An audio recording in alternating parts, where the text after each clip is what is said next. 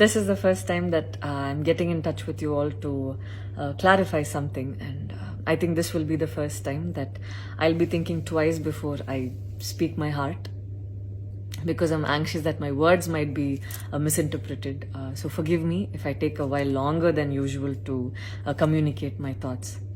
And I'd like to do this in English. In a recent interview, I was asked if I was a supporter of the left or the right wing, and I clearly stated that I believe I'm neutral, and we need to be good human beings first before we identify ourselves with our beliefs, and that the oppressed need to be protected at any cost. So further into the interview, I went on to elaborate on how I look at things, and I had quoted 2 references which had a huge impact on me, and which left me traumatized for days.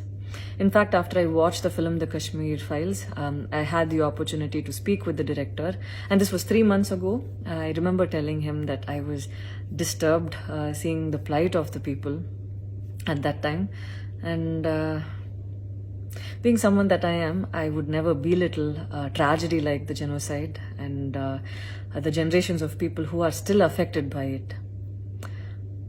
Having said that, I can never come to terms with the mob lynching incident that had taken place during our COVID times, because I remember seeing that video and being shaken for days.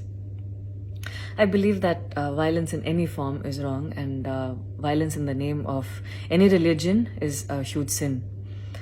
So this is all that I intended to say, and that's all. But it was very disturbing to see that many people online justified the mob lynching incident, and I don't think any of us have the right to take another person's life. Being a medical graduate, I believe that all lives are equal and all lives are important. And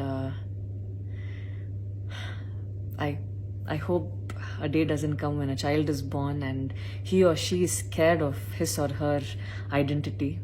And I pray that we're not heading towards that, at least. 14 years of my life, my school life, I remember every day going to school and chanting, "All Indians are my brothers and sisters. I love my country and I'm proud of its rich and varied heritage." So maybe it went so deep into my head. And we as children would never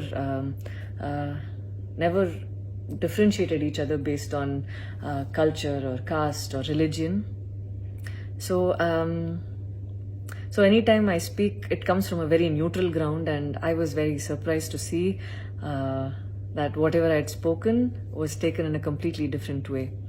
And it was also very upsetting to see that a lot of prominent personalities and websites had carried a snippet from the previous interview that I had given, even without seeing the complete interview or the genuinity behind what was said.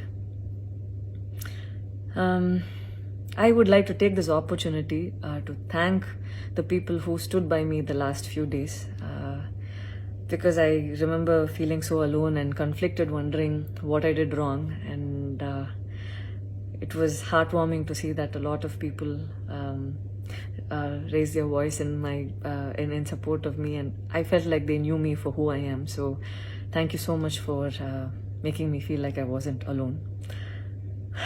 So I wish you all happiness, peace and love. Thank you so much.